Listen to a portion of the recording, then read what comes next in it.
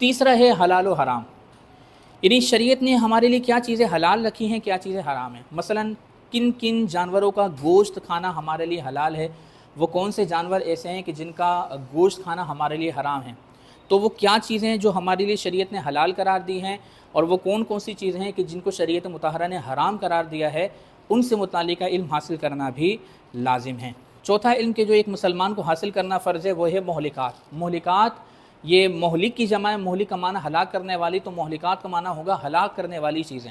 اب مہلکات کے اندر دو چیزیں آتی ہیں، نمبر ایک ظاہری گناہوں کی پہچان، اور نمبر دو باطنی گناہوں کی پہچان۔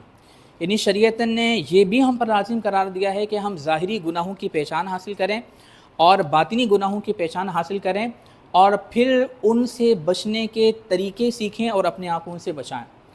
تو ان کا بھی علم حاصل کرنا ہر مسلمان پر فرض ہے، اور ہمارے ہاں پر اس کا علم تقریباً سیکھنا مفقود ہوتا جا رہا ہے، لوگ اس کی طرف توجہ نہیں کرتے۔ یہی وجہ ہے کہ ہمارے یہاں پر لوگ ظاہری گناہوں کے مرتکب بھی ہو رہے ہوتے ہیں اور باطنی گناہوں کے مرتکب بھی ہو رہے ہوتے ہیں۔